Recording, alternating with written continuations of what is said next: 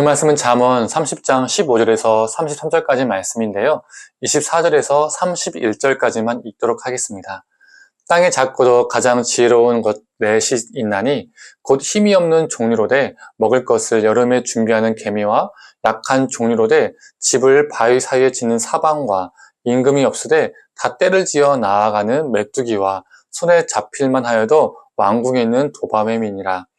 잘 걸으며 유풍 있게 다니는 것 서너시 있나니 곧 짐승 중에 가장 강하여 아무 짐승 앞에서도 물러가지 아니하는 사자와 사냥개와 순념소와 및 당할 수 없는 왕이니라. 아멘. 이 아침 묵상 말씀을 통해서 하나님의 은혜가 우리 삶 가운데 있기를 간절히 소망합니다. 오늘 본문을 보면 아굴은 동물, 생물들을 통해서 메시지를 전하고 있습니다. 먼저 거머리가 나오죠. 이 거머리에게는 두 딸이 있는데 이 두 딸이 매일 달라고 보채는 딸들입니다. 즉 만족하지 못하는 존재를 상징합니다. 그리고 거머리는 어떤 생물입니까? 사람이든 동물이든 그 피부에 딱 달라붙어서 피를 빨아먹죠.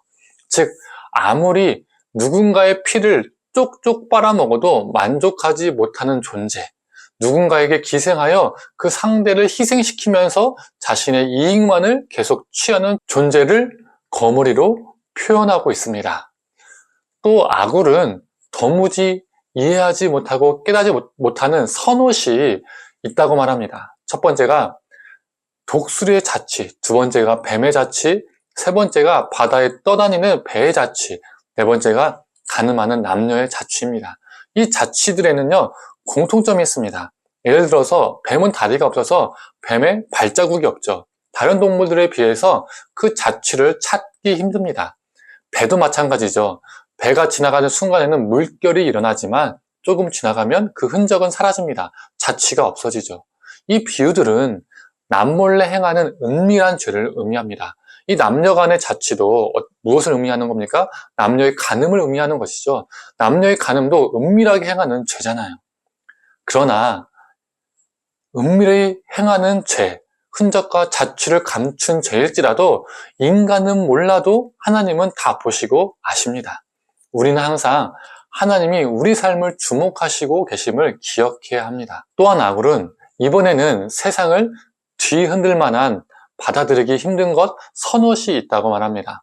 첫 번째가 종이 왕이 되는 것, 두 번째가 미련한 자가 배부른 것, 세 번째가 꺼림칙한 여자가 시집가는 것, 네 번째가 여종이 안주인이 되는 것이라고 말하고 있습니다.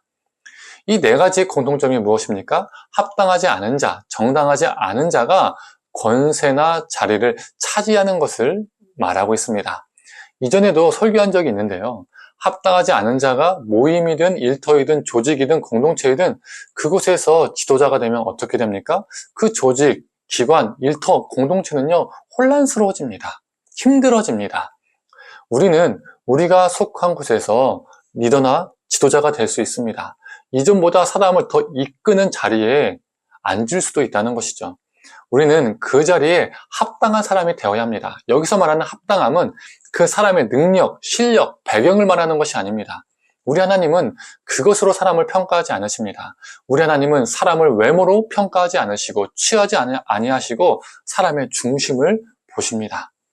우리가 연약하고 부족할지라도 그런 부분이 있다 할지라도 우리 중심이 하나님께 합당하는 것이 중요합니다.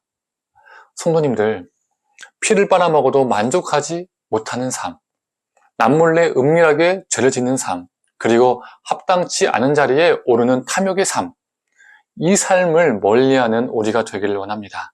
이어서 아굴은 땅에 작고도 가장 지혜로운 넷을 말합니다.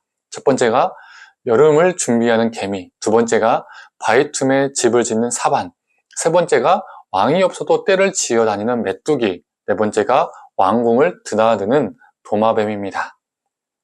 이것들의 공통점이 무엇일까요? 아굴은 그들이 작고 힘이 없다는 것을 강조합니다. 작고 힘이 없는 게 그들의 공통점입니다.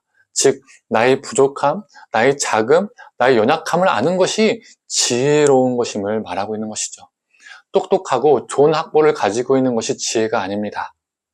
나의 연약함을 알고 겸손하게 하나님을 의지하는 것이 지혜로운 것입니다. 우리의 연약함과 부족함을 채우시는 하나님을 의지하며 살아가는 저와 성도님들 되기를 간절히 소망합니다. 마지막으로 아굴은 위풍 있게 다니는 선옷을 말합니다. 사자, 사냥개, 순념소, 왕을 말하고 있죠. 이 네 가지를 통해서 말하고자 하는 것은 담대함, 용기, 투지입니다. 우리는 개미처럼 메뚜기처럼 작고 연약하기 때문에 겸손하고 하나님을 의지하며 살아가야 합니다. 그런데 거기에서 끝나는 것이 아니라 나는 부족하지만 나와 함께 하시는 하나님을 바라보며 의지하며 담대해야 합니다. 용기가 있어야 합니다. 여호수아와 갈렙을 보면 어떻습니까? 자신들의 연약함을 알았습니다. 그러나 하나님을 의지하면, 하나님을 붙들면 가나안 땅을 정복할 수 있다라고 그들은 믿었습니다. 그들은 담대했습니다. 성도님들, 우리가 연약함을 알면 알수록, 인정하면 인정할수록 우리는 더욱 하나님을 의지할 수밖에 없습니다.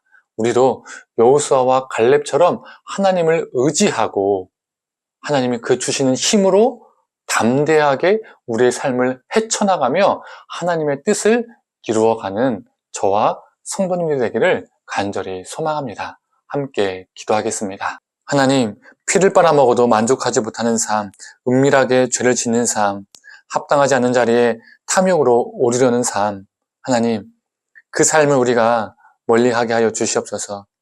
동시에 하나님, 우리가 우리의 연약함을, 우리의 작음을 알고 하나님을 의지하며 살아가는 존재가 되게 하여 주시옵소서. 하나님을 존재함으로, 하나님이 주신 힘으로 하나님, 우리가 이 땅 가운데서 담대하게 살아갈 수 있도록 주님 붙들어 주시옵소서. 여호수아와 갈렙이 하나님을 붙들면, 하나님을 의지하면, 하나님이 함께 하시면, 하나님이 기뻐하시면 그 땅을 정복할 수 있다라고 고백했던 그 담대한 고백이 우리의 고백되게 하여 주셔서 오늘도 하나님을 의지함으로 담대하게 살아가는 우리가 되게 하여 주시옵소서. 감사드리며 사랑에 많으신 예수님의 이름으로 기도드립니다. 아멘.